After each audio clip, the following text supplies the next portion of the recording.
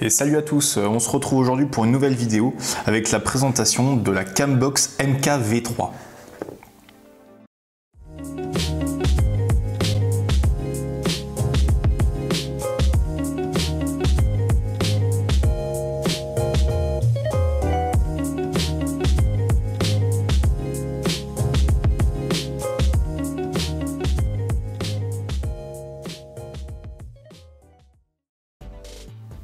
Donc je vais vous présenter la Cambox MK-V3. Donc c'est un produit qui est made in France, qui est imprimé en 3D, qui est fait du côté de Nantes.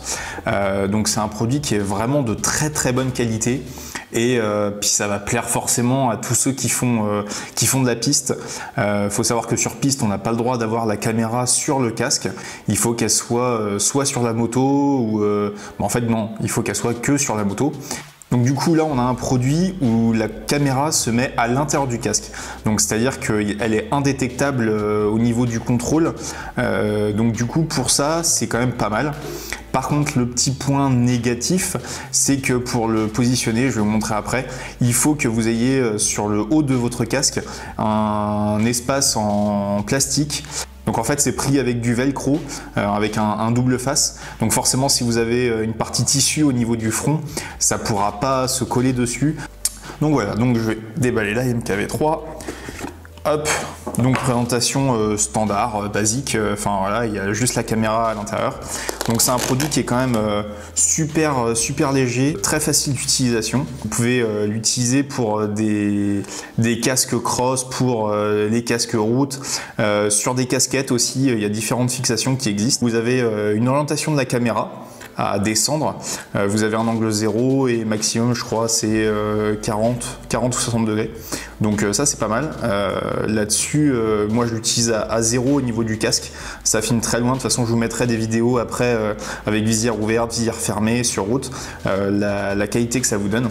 Donc c'est vraiment un produit qui est très beau, qui est bien fini et puis qui est quand même super facile au niveau de l'utilisation. Donc après en dessous, et ben voilà, on a la petite facture client, donc ça on s'en fiche. Vous avez un petit peu la notice d'utilisation. Bon là c'est un petit peu du rapide, c'est fait sur imprimante découpé un peu à l'arrache, je trouve, c'est un peu dommage. Et après vous avez juste le petit cordon qui va bien dedans avec la carte mémoire qui est dedans. Donc ça c'est pas mal aussi. Et normalement vous avez les fixations. Donc moi c'est un produit que j'ai acheté d'occasion, enfin que j'ai acheté, en fait c'est même pas acheté, c'est pas moi qui l'ai acheté, c'était mon cadeau de Noël. Donc il a été acheté d'occasion, donc j'avais pas les fixations scratch, j'ai acheté des fixations 3M qui marchent très bien aussi. Donc du coup vous avez la petite fiche explicative dessus, avec tous les modes de démarrage de caméra, de pourquoi les lumières elles s'allument et clignotent.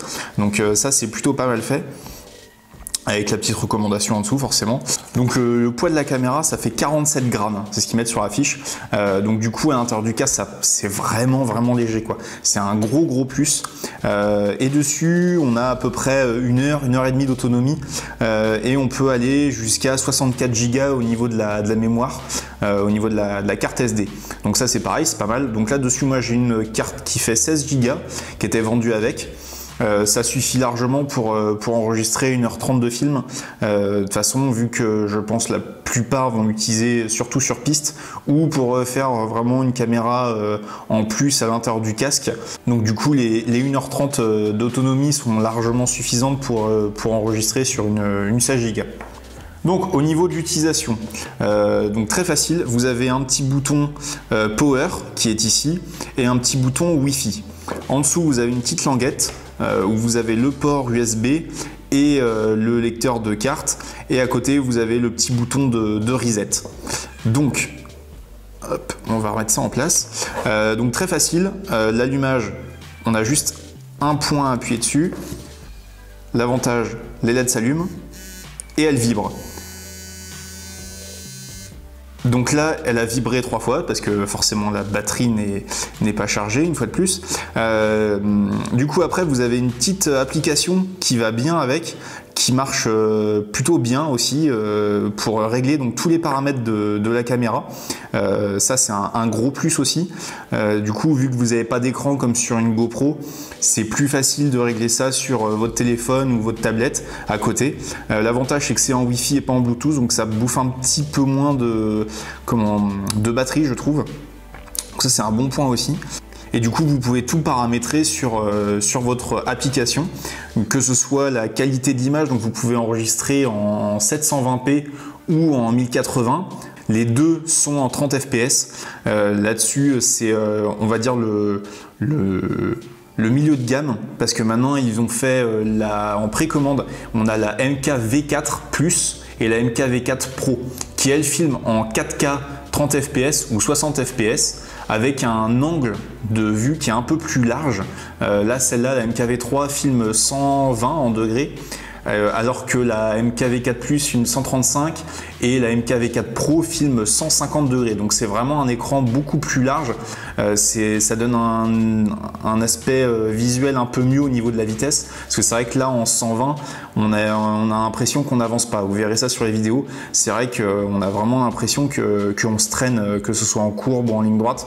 Alors, on peut être à 200, on a l'impression en fait d'être à 90. Donc on est un peu comme si on était sur les anciennes GoPro, les premières générations, où bah, l'effet de vitesse n'était pas vraiment là. Donc ça c'est un petit peu le point négatif.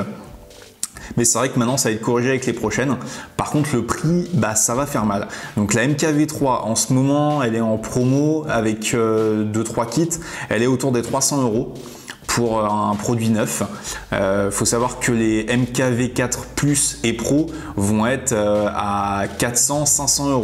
Donc c'est relativement proche des GoPro Hero 8 au niveau du tarif, mais c'est vrai que c'est quand même beaucoup plus discret. Enfin, pour une utilisation piste, c'est quand même le plus de cette caméra par rapport aux GoPro. Les GoPro c'est bien, mais elles sont fixées uniquement sur le carénage. C'est vrai que celle-là du coup ça fait un point de vue en plus, et on peut vraiment s'améliorer sur le fait de tourner la tête. On le voit très vite si on tourne ou pas la tête, rien que déjà sur circuit. Donc ça c'est un gros plus. Et puis on a quand même, bah voilà, c'est un produit qui est français, donc Cocorico, c'est quand même un gros plus. Donc je vais vous mettre les images que j'ai pris l'autre jour en moto. Donc vous allez voir, hein, je roule aux vitesses 70, 80, 90.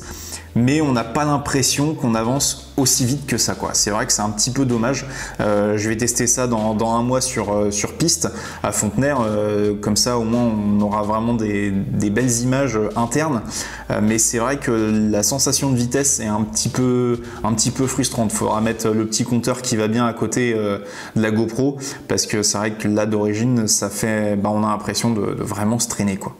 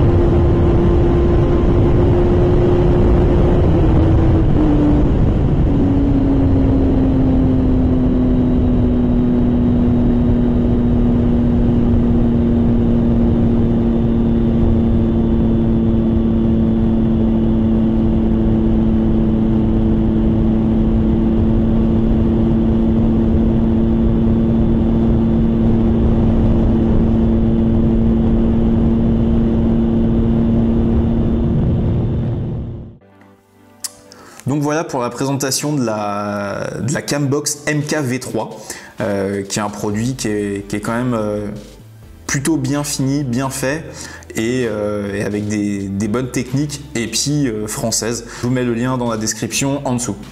Voilà, j'espère que cette vidéo vous aura plu. On verra maintenant sur piste ce que ça donne. Je vous referai une autre présentation un peu mieux quand on ira faire de la piste. À très bientôt, ciao ciao.